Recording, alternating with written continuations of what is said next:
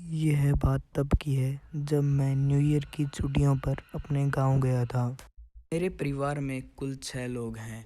मैं अपने दादा दादी के साथ सोता था और गांव में रहने वाले लोग जल्दी ही जग जाते हैं और अपने अपने खेतों की तरफ निकल जाते हैं। मेरी दादी रोज़ सुबह 5 बजे उठ जाया करती थी और मुझे भी उठा देती थी, जिसकी वजह से मेरी रोज़ सुबह जल्दी उठने की आदत बन चुकी थी। मैं पहले तो व्यायाम करता और फिर पढ़ाई करने लग जाता था। एक दिन की बात है, मैं बहुत ज़्यादा थक चुका था तो मैं जल्दी ही सो गया और मेरी रात के 3 बजे आँख खुली। आज मैं बहुत ही ज़्यादा जल्दी उठ गया था तो मैंने सोचा अब उठ ही गए हैं तो क्यों ना पढ़ ही लिया जाए। पर पढ़ने से पहले मैंने सोचा व्यायाम कर लेते हैं ताकि सुस्ती भी उठ जाए और पढ़ने में मन भी अच्छा लगे। तो टहलने के लिए मैं अपनी छत पर आ गया और इधर उधर टहलने लगा। उस समय ठंड बहुत ही थी और कोहरा भी था। दूर दूर तक घोर सन्नाटा था।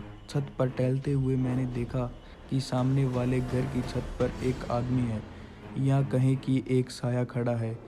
साया इसलिए क्योंकि कोहरे की वजह से वह साफ नहीं दिखाई दे रहा था। वह घर मेरे घर से करीब 50 कदम ही दूर था।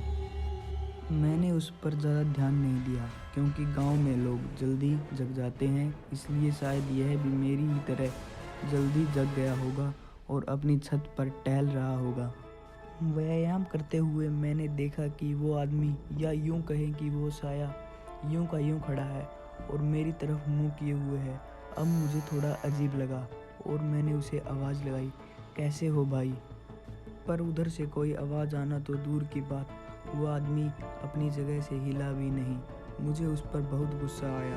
मैंने उस पर से ध्यान हटाया और अपनी एक्सरसाइज करने लगा।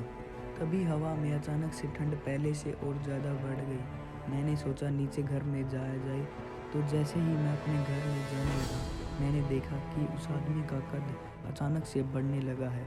उस आदमी को उस समय आदमी समझना मेरी सबसे बड़ी मूर्खता थी।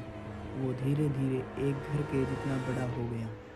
उस समय मेरे पैर जैसे जम ही गए थे। उस समय मैं खुद को कोसने लगा कि मैं ऊपर आया ही क्यों। अब मैं नहीं बचने वाला था। डर के मारे मैंने अपनी आंखें बंद कर ली। थोड़ी देर बाद मेरी आंखें खुली तो मैंने देखा वहाँ पर कोई नहीं था। मैं तेज़ी से नीचे आया और कंबल ओढ़कर सो गया।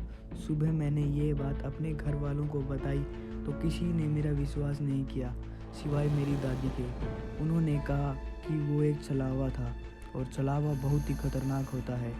तेरी जान इसलिए बच गई क्योंकि तेरे गले में माता रानी का रक्षा कवच है। तब मुझे याद आया कि यह तो मैंने थोड़े दिन पहले ही अपने गले में बांधा था।